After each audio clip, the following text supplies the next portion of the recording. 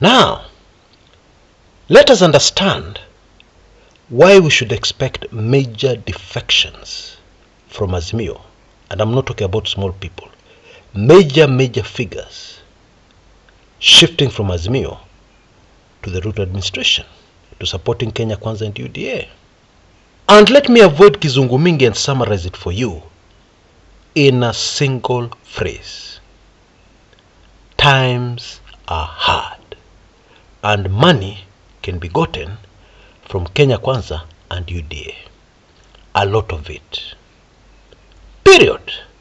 You know, sadly, most of our politicians have all the information, they have a lot of inside information, but they're still blind. They can't see. They can't read the politics. Now wataishia pabaya sana.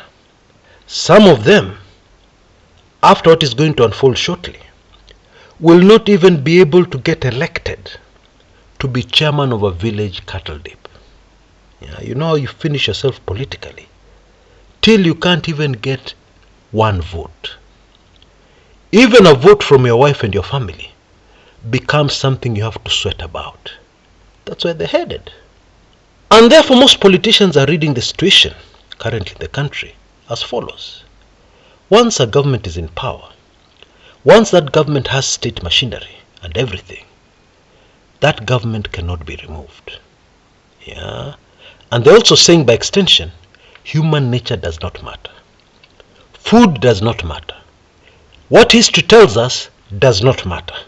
Yeah. Once a government is there, it's there. It is their turn to eat, and had better join them. 2027 itajisort. That's how they're thinking. And they're sure this government will last to 2027.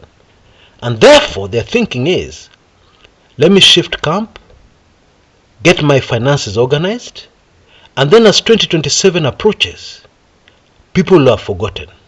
I will shift camp again back to the right political alignment that will have developed for 2027. That's their thinking. And don't forget that these politicians live in Kenya. The problems you're going through, the challenges you're going through, multiply them many times over. Then you'll understand what these politicians are going through. Because you see, these politicians have much higher costs in their lives than you. They have a few wives, or shall I say mpango wa kando, that need to be maintained. They have vehicles that need to be maintained. They have appearances that need to be maintained. They cannot afford a situation where people see that they're being auctioned. Yeah. And you know, they're used to a lot of money coming in quickly. And by the way, I'm talking about politicians on both sides of the political divide. Water. Yeah, because there's no political divide when it comes to the way Kenyan politicians behave. Don't lie to yourself. So these people are in great financial distress. And they expected that whatever Baba is doing will happen quickly, instant coffee. Yeah, and then the UDA government will be gone and their problems will be solved. But it appears to be taking too long. They can't hold out for much longer. Therefore, expect those defections. Yeah, and don't take it to heart, because you already know they're coming. And then there's another very deadly card the government will use to get some of these major Azimio figures to defect. It is what we call on this channel waving of files. Now let me tell you a very interesting story to illustrate this. When President Daniel Toroitich arap Moi stubbornly decided in 2002 that the KANU candidate for the presidency would be Uhuru Muigai Kenyatta, many in KANU were very annoyed and very upset about this decision. And so, these KANU bigwigs, what they did was to try and look for Moi pets amongst them. The people who Moi really loved and would listen to. Yeah, to try and go and talk to Moi so that he changes his mind and abandons this crazy idea, which they knew would not work, of having Uhuru Kenyatta as the KANU candidate to succeed Moi. And so they sent a man called Joseph Kamotho. And Joseph Kamotho went to Moi. And Moi as usual gave him an audience. But after he had just spoken 2 or 3 sentences, Moi interrupted him and told him, "My decision about Uhuru is final. He is going to be the KANU candidate." And then Moi added a rider. Or should I say the mother of all riders. Unajua hiyo kakitu unasema baadaye ambaye inamaliza mtu. That's what Moi did. And Moi told Kamotho, "Wewe Kamotho, you should be the last person to complain about my decisions." Why? Because if it wasn't for me, Moi, where would you be? Right now you would be in jail. Hiyo ilifunga mdomo ya Kamotho kabisa. Now, I don't have the details. I don't know what it is that Kamotho did, that Moi had to save him from jail. But my point is, governments usually have information. Governments can also manufacture something against you, okay, so that they corner you, and then they just wave the file. You see the contents of this file? We are taking them to court, but you can stop it. The power is in your hands. All you need to do is to defect from Azimio, call Raila Mganga, and tell the people of Kenya maandamanos will not work. Very simple. And save yourself, save your children. I think now you're beginning to understand. The waving of files is very real, and it happens all the time. And it did not start yesterday. It started with the colonial government. But to this day, it is still a very effective tool to bring people to order and get them to do what you want. So folks, expect major defections. And that is not even a prediction. Just read our current politics. You will see it for yourself. Use the information I've given you. You will see that it is so obvious it cannot be called a prediction. It is going to happen. Now, before I go, I want to point you to another sign that is unfolding in our dear motherland. If you've been walking around and driving around recently, you will have noticed that there are a lot of signs, especially in Nairobi, but also in other major cities and towns in Kenya, but especially in Nairobi. You will have noticed a lot of signs saying shop to let. Unapita hapa, shop to let. Unapita hapa, shop to let. Now, please think about it a little deeply. What does that mean? What does that translate to? It translates to businesses shutting down. That is, somebody who's running a business, things have become difficult, maybe they even have rent arrears, they've not paid rent for a few months, and they've been forced to close shop. Their source of income, kwisha maneno. Now, yesterday, just last night, I was told a very interesting story, the reality of what is unfolding, which I want to share with you to solidify the point I'm making. This person was telling me that they know a stall owner in Nairobi, a very close friend, who was telling them that the neighboring stall also doing business like her, came to them and told them, "Please, nikopeshe mchele kidogo, hata kama nikakota, niende nilishe watoto wangu. So you have seen I've not sold anything today. I don't have anything. Just give me something. Give me that rice on credit. I go and feed my children. Then tomorrow when I sell, I will pay you." And remember, they're asking for a quarter kg of rice. And they have 3-4 children. Do your math. Will that be enough to feed 3-4 children? Anyway, they get their rice on credit. And the next day, in the evening, the same neighbor comes back. "Now, as you have seen, I've been idle the whole day. I have not sold. So I'm sorry, I cannot pay you." And 2-3 days later, that shop is closed.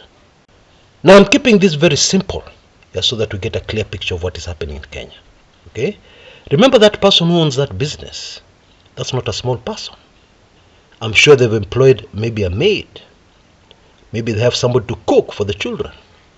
They have a servant or two who are also waiting for their salaries. Okay? Jijazie.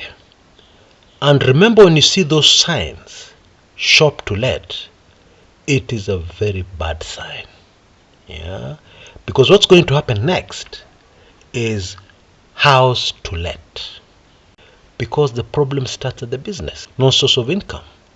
So it is going to have an effect on many other things. That is how our economy is currently. And this information shocked me to my bones. Because I was aware, I talked to people every day, that things in Kenya were very bad. But I didn't realize that they're this bad. That opened my eyes. Now I can hear somebody saying, Chris, why are you telling us this? We already know things are very bad. Why are you telling us bad news and you don't have a solution? Actually, I have a solution. I have a strong suggestion. You see, what is happening when things are very bad is that the market has changed completely. It has rearranged itself. And you are still stuck at that place where you've always been, not realizing that you can be somewhere else and you make a very good living. Or at least to survive through these hard times. Let me give you an example from the past, a real life example. Because you see, there's nothing new under the sun. We have had the Great Depression. Things were very bad in Kenya in the 90s, early 90s. Yeah, no foreign exchange at all, so people couldn't even order products from outside the country. Things were bad. People were suffering. So this is not the first time that this is happening. I'm aware that we're reaching many places where we've never reached. For instance, the price of fuel has never reached where it has reached today. The exchange rate of the Kenya shilling to the dollar has never reached anywhere near 140. Never ever. I remember those days people used to talk about 100 and people shiver, and it never reached 100. Now it is 140. Things kwa ground is tofauti. So this person in the past, this is what they did. They had a huge stock in their shop. They couldn't sell because people don't have money to buy. And so what they did, they had this brilliant idea of how to adjust themselves to the situation. Now, if you don't have money to pay for what I'm selling, is there another way you can pay? And this crazy guy decided that he's going to use barter trade. You don't have food to feed your family, but can you give me something in exchange and I'll give you supply of food for a month, 2 months, 3 months. I have everything. I'm almost a mini supermarket. And in this particular market, people were very desperate by that time. So some people decided, I have 2 vehicles. There's this small shopping basket. I can give that one to you. And the shop owner said, okay, I will give you food and products worth so much. And then I will give you in cash this much money. And the deal was done. And this owner of a mini supermarket at that time took this vehicle and a few others and opened a showroom, selling those vehicles at throwaway prices, which still made him a very huge profit on this particular deal. And this particular example I'm talking about, by the time those hard times ended, their life had changed. They were very, very wealthy. Now, in case you don't like that example, no problem. My point is, I wanted to emphasize that things have changed and you have to change with the times. Yeah, not only to survive, but you can also thrive. Now in 2019, I produced a set of videos on how to prosper during hard times. And some of you wrote emails to me and asked me if my head was working properly. Chris, what are you smoking? Because then times were good. And of course, shortly after that, we went into COVID.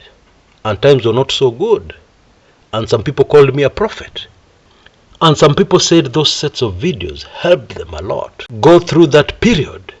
Ya homa ya mchina, that crisis, that pandemic. But you see, looking back today, at that time I did not understand why I did those videos. I didn't do those videos for the pandemic. I did them for now because things are worse right now. Yeah? And you can get hold of this set of videos together with 2 ebooks that will just help you adjust very effectively.